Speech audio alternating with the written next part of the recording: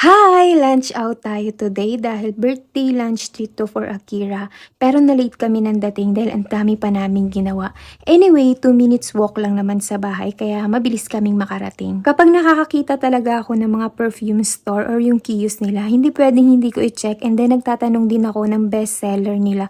Madalas bumibili pa ako para matry ko yung mga perfume nila. Minamanifest ko din kasi na matry na magkaroon ng kiosk para mapansin yung mga perfume namin at magandang market din kasi yung nasa loob ka ng mall. Nandito kami sa may 3rd floor at ang napili naming kakainan ay yung Day 1 restaurant. Ang usapan is 12 noon ang punta namin dito pero na-late kami kaya 1 PM kami nakarating pero ang dami pa ding tao.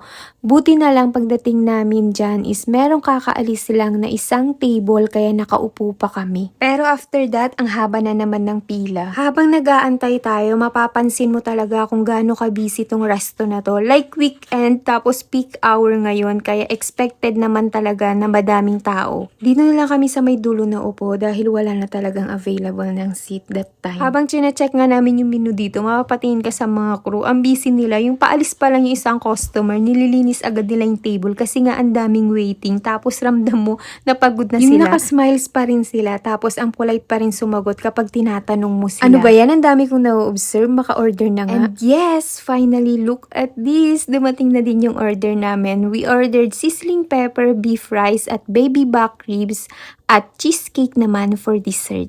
Honestly, considering kung gaano kapuno yung resto, hindi ganun katagal yung hinintay namin sa pagkain na.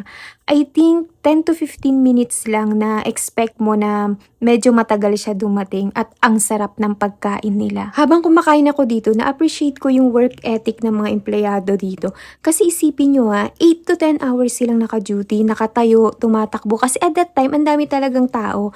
Lalo na pag peak hours na ganyan. Syempre, some customers are patient. Pero for sure, may mga maiinit din ang ulo. Lalo na kapag gutom na. Pero hindi naman lahat. Alam nyo yun, working hard lang sila para lang maging maganda yung dining experience natin. Kaya sa mga waiters, service crew, kitchen staff, and managers, kayo talaga yung backbone ng mga ganitong establishment. Minsan kasi napapansin lang natin yung sarap ng food, yun yung nare-review natin, di ba madalas? Di natin napapansin yung passion nila to serving people.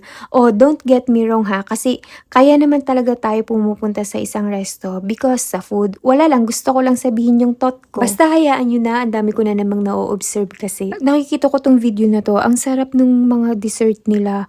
Nagsisinga ako, saan ang trinay ko na lang talaga is yung pistachio cake. Okay naman yung cheesecake na in-order ko. Yun nga lang yung katabi naming table. May in-order sila doon na pistachio cake. Tapos parang ang sarap-sarap niya. Siguro pagbalik na lang, yun na lang yung itatry kong dessert. Kasi gusto ko talaga siyang tikman. Pero pagka-bill out namin, nag-take out ako nung cookie nila. Itong Dubai Chewy cookie. Pero hindi ako nagsisi. Ang sarap talaga. Yung price niya I think is nasa 180 pesos. Anyway, that's it for today. Bye!